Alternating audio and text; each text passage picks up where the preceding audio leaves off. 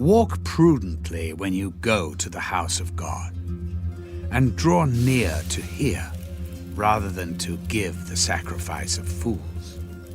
For they do not know that they do evil.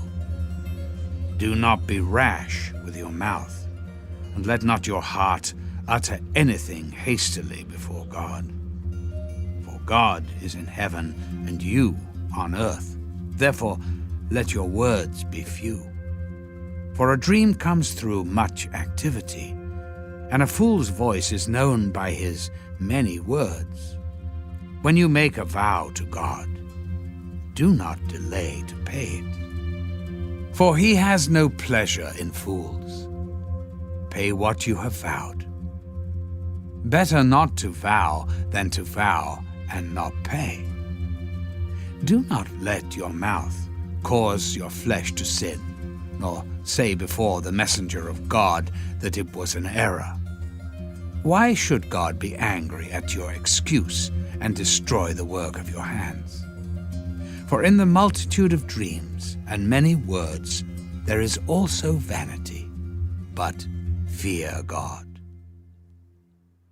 If you see the oppression of the poor and the violent perversion of justice and righteousness in a province, do not marvel at the matter. For high official watches over high official, and higher officials are over them. Moreover, the profit of the land is for all. Even the king is served from the field. He who loves silver will not be satisfied with silver, nor he who loves abundance with increase. This also is vanity. When goods increase, they increase who eat them.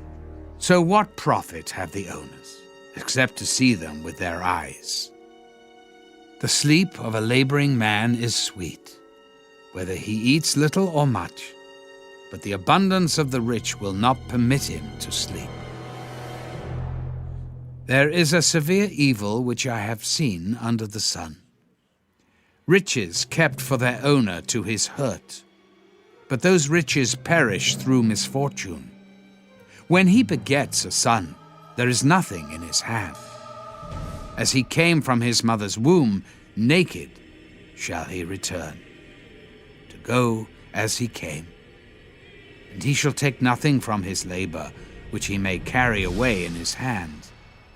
And this also is a severe evil. Just exactly as he came, so shall he go. And what profit has he who has labored for the wind? All his days he also eats in darkness, and he has much sorrow and sickness and anger.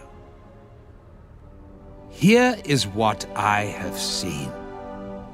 It is good and fitting for one to eat and drink, and to enjoy the good of all his labor in which he toils under the sun all the days of his life, which God gives him. For it is his heritage. As for every man to whom God has given riches and wealth, and given him power to eat of it, to receive his heritage and rejoice in his labor, this is the gift of God. For he will not dwell unduly on the days of his life, because God keeps him busy with the joy of his heart.